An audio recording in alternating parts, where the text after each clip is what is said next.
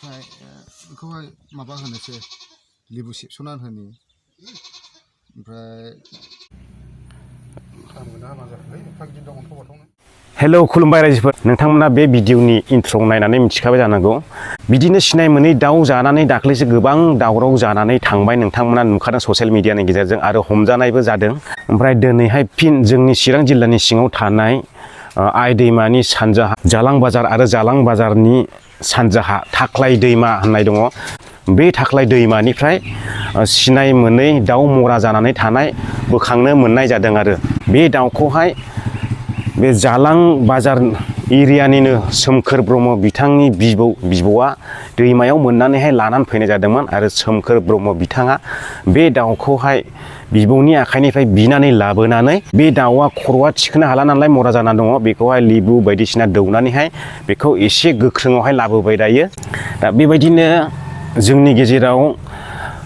हाग्रानि जिब जुनार दाउसेन दाउला अनफावरि गोबां मानसिफोरबो दङ आरो माखासे जाखोमाग्राबो दङ बिदिनो गोबां थायो आरो सोमखोर ब्रह्म बिथांनि बिराद बाख्नायथाव खामानि बियो दा बिथाङा जायाखै दाउखौ फोथांनानै बिथाङा फरेस्ट बिथांमोननो गथाय हरदों दाउखौहाय आरो सोमखोर ब्रह्म बिथाङा गावबो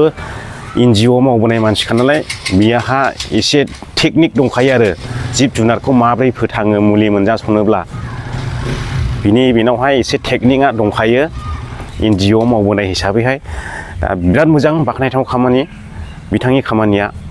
दा बे दाउखौ जोंनि बर'आव मा बुङोथाय मा मुंजों गाबज्रियोथाय आंबो मोजां मिथिया नोंथांमोना भिडिअखौ नायदो नायनायनि उनावहाय नोंथांमोना कमेन्ट खालामबानो जाबाय बे दाउखौ मा मुंजों गाबज्रिनाय जायो दाउ मोनब्रैलै सासे आबौआ ओमफ्राय खर'आ दिखोनो हाया मुलि मोनजाफ्रांदोंदां ओमफ्राय बेखायनो बेखौहाय फटाफट आबौनिफ्राय बिना लाबोनानै मोजां फाहामथाय होनो थाखाय लाबोदों नै बिजिबो दं ओमफ्राय दौनोसै नै बेसे गिदिर दाउआ नै मा जाया नै ओमफ्राय दा जों बेखौ मुलि दौनोसै दहायबो दौबाय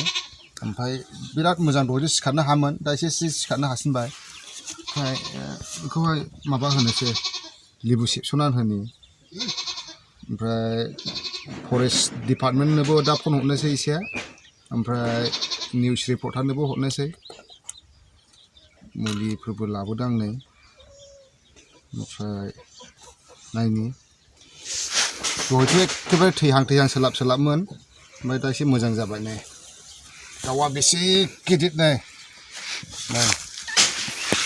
नुबायना ग्राब सैमानि भेक्सिननि मुलि लायदोंमोन आं सैमाया बोसोरसे ग्रोब जाबाय ओमफ्राय दा थुबावनांगौ दंमोन नालाय बेनिखायनो हाखु दाखु बेंथलाव थांबाय ओमफ्राय मुलिबो लाबोफाबाय ओमफ्राय बेनि थाखायनो हाखु दाखु फैनांबाय डिउटिबो दंमोन दिनैहाय आंनि सानसे होमब्लाबो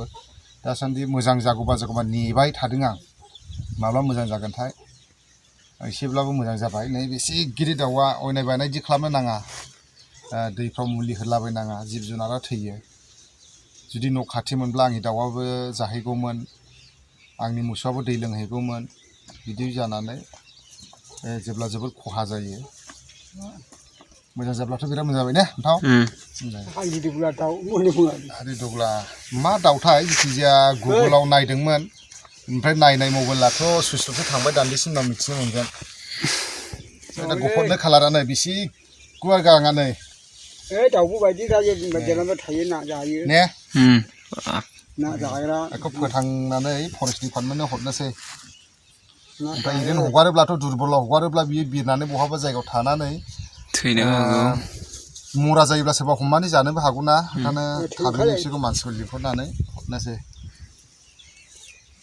दे आस्थे थाथ'दो मोजाङै थाथ'दोलै दाउ बायदि जायाखै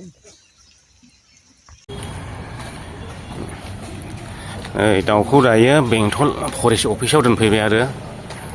जा समायनाखानो देंग्लाग्लानो मुलि मोनजासनामोन दा बिस्रा खर'आ गिलिरनि दङलै दाबो आथिङा माबा मोनदों नामा दुखु मोनदों नामा जेबो जायाखै आथिङा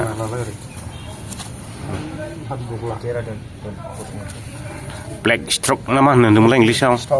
ब्लेक स्टक जों दा नायफैफिनबावबाय नै फरेस्ट अफिसाव फैनानै लाबोनानै दोनफैबाय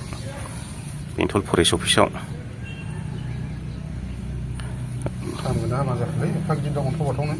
थांगोन आथिङा जेबो जायाखै दा बे आगदानिया बेयो आगदानिया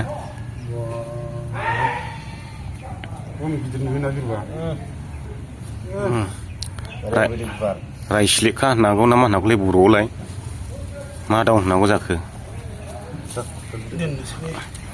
दिनैनि भिडिअखौ बेयावनो दोनथ'बाय बाय भिडिअखौ शेयार खालामनो दाबाव दै बयनोबो मिथिनो दाबाव आरो मा मुंजों गाबज्रियो बेखौ खोन्थाहरथार